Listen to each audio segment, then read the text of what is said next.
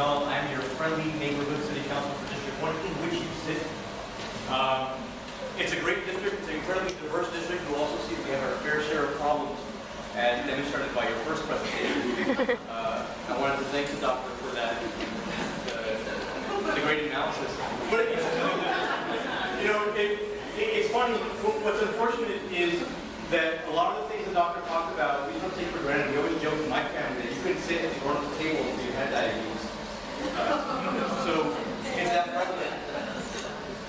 In other words, there's a culture shift that has to happen because we're so used to it. I will say that from the city side, attacking some of these problems is difficult, but I believe that there is a way to address some of them with infrastructure. For example, in our district, we put $6 million more dollars in sidewalks in the past 2 years than any other district as an effort to try to get people walking to and from different places. We also have 14 park projects that will either break ground or be completed this calendar year.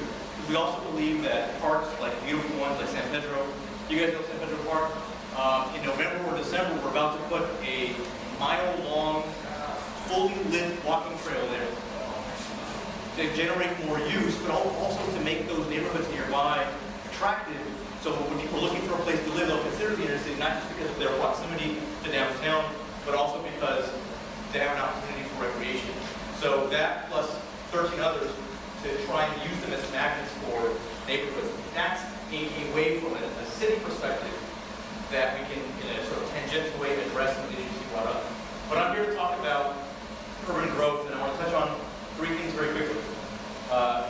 The first is downtown development and the way that we see downtown development encompassing and including all of the different stripes of San Antonio that there are. There's been a lot of complaints. First of all, remember that all this has happened in a very, very short amount of time. As Ron mentioned before, we just selected our interim mayor, but Julian is not the mayor anymore.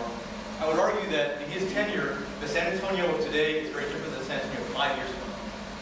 And you can look to Broadway and the Pearl, and the museum region is a good example of that.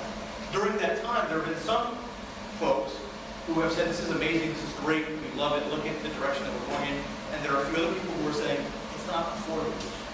I can't see myself or a large swath of San Antonio in this sort of renaissance of downtown. How do we make them all fit? And so I wanted to point out that we're cognizant of that. A lot of the incentives that we offer are designed to give development a boost because it is honestly easier and cheaper to develop at 1604 than it is in the inner city right now. We want to give development a boost so that at a certain point the market can take over and we can take our incentives elsewhere. But it's important that you know, and I'll come to a few products, that we do have affordable housing components there. So White Lofts, you guys know where that is? Let's see, the new Dwyer building, right in the heart of downtown. Who goes to Tucker's?